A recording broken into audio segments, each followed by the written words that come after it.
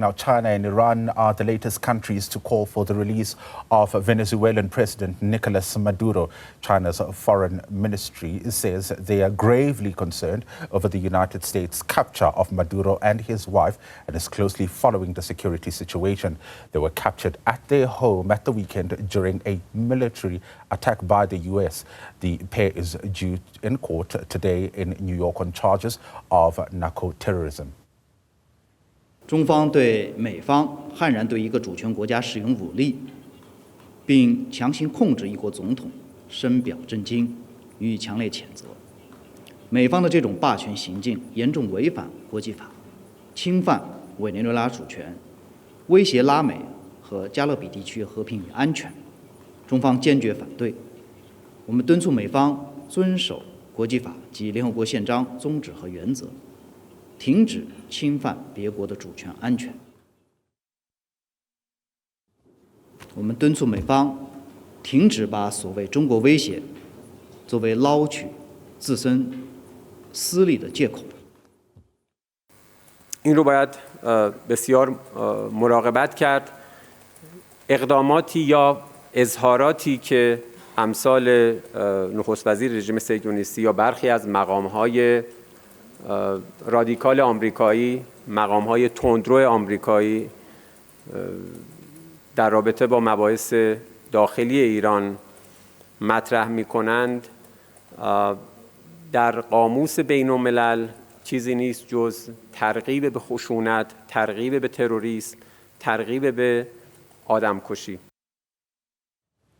Let's continue with this conversation, and joining us now is Feo Acevedo, Venezuelan Ambassador to South Africa. Ambassador, thank you so much for your time. We've seen world leaders condemning what is happening right now with the Venezuelan president, but some Venezuelans living in overseas are somewhat celebrating. Let's talk about Venezuelans in South Africa and what they've told you so far. Thank you. Good afternoon. Thank you for calling me.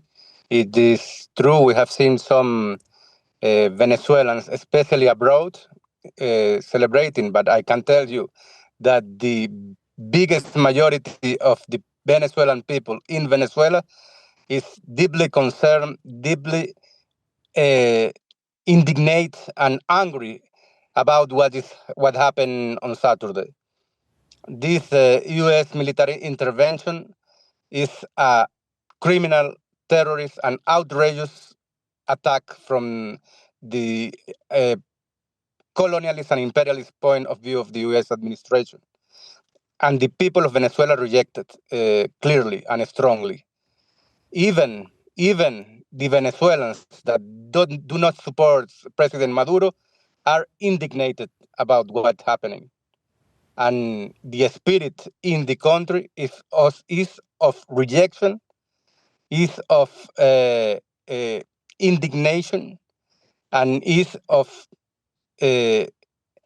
shocking and especially rejection of these U.S. strikes, military strikes in Venezuela that have killed several civilians and militaries. Not only military, also civilians has been killed in these strikes. I mean, this U.S. military action has, led to a lot of concern. Let's talk about South Africans in Venezuela at this moment. Have you been in touch with them? We see there are reports that indicate that many of them are accounted for and are safe. No, yes, normally they are safe. South Africans in Venezuela is very few. There are very few, and there is nothing to worry about them.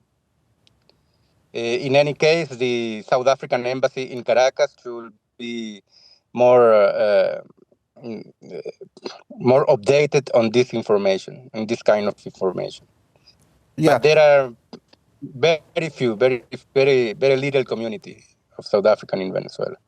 Yeah, and let's talk about what this moment means for South Africa and Venezuela. We know that the South African government has urged the UN Security Council to intervene in this moment. But what does it mean for the trade relations between South Africa and Venezuela in light of South Africa getting involved in the conversation?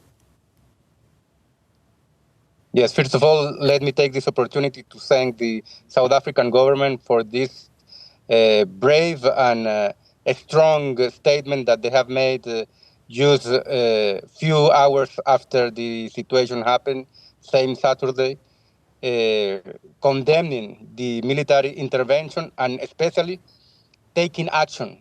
And this action was, as you said, call for an urgent meeting of the UN Security Council. This meeting is going to be held today at New York, and we appreciate this strong position of South African that is not only in defense of Venezuela, but especially in defense of the international legal frame, the international law, the UN Charter, that it has been extremely violated by the U.S. administration. So it's a position of principles that South Africa has taken there, and we thank and we appreciate. Yeah. Talk to us about your response to the interim president offering the U.S. cooperation after Trump has warned of further strikes if there is no cooperation. I mean, what does that mean for you? Yes, the statement made by our deputy president, Mrs. Delcy Rodriguez, that is now acting president, as the Supreme Court of Justice of Venezuela stated, has been very clear. She made her statements yesterday, and she said, yes, it's true, she is taking the lead. She's the acting president of Venezuela, but in a provisional way. The president is still being President Nicolas Maduro. And that has to be very clear. The president of Venezuela is still being President Nicolas Maduro that has been kidnapped for a foreign country, this is USA. And we are asking for the immediate release of President Nicolas Maduro and his wife. All right, joining us is Carlos. What U.S. administration has said that they are willing to cooperate with us is not in that term, because what they have said is that they are prepared to run, to administrate our country, not even with a proxy puppet, but to run it themselves, to control our oil resources that are, Venezuela is the major oil resource country in the world, and to control our land, to control our mineral resources, to control our people. And Deputy President Delcy Rodriguez has stated very clear that we are not a colony. We are an independent country and sovereign country, and we will defend our interests. We will defend our independence. It's true, they have been taken, they have kidnapped President Nicolas Maduro, but the government is still on place. We are still ruling our country, and it is an independent country. The revolution is still going on. The institutions are still in place, and we will defend our independence at any cost. Yeah, you say the government is still in place. So at this particular point, there isn't any indication of any changes that will happen. Talk to us about the conversations that are happening behind closed doors, particularly for ambassadors around the world who are representing Venezuela. Yes, no, there is no change. The only change that we have now is that we are launching this international solidarity campaign asking the release of President Nicolas Maduro. As I said, the government is still in place. The revolutionary government is still in place. And the authorities are the same. Deputy President Delcy Rodriguez held a council of ministers yesterday, and everyone was there. Everyone is in place. Everyone is working hard. And everyone is committed with this international solidarity campaign asking for the release of President Nicolas Maduro. That is very clear in our administration, in our foreign policy, with all our ambassadors. We are all committed on this objective. Yeah, Let's talk about the role that other countries, such as South Africa, who has, we know, issued a statement. What role can they play, in ensuring that there's stability in that part of the world? Well, South Africa has been, we have to recognize it, has been a key player in the international arena, and they demonstrated, especially with Palestine, with the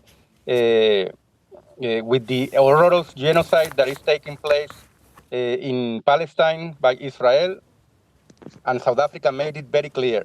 They are one of the key factors in defending the international law, the UN Charter, and that's what they have demonstrated also in our case, in the Venezuelan case, when they asked for an urgent meeting of the UN Charter, of the UN Security Council, sorry. And it's a position of principles, because, as I said before, they are not just defending Venezuela and our people, our government. No. They are defending the international legal frame that allows us, all the countries, to live in community.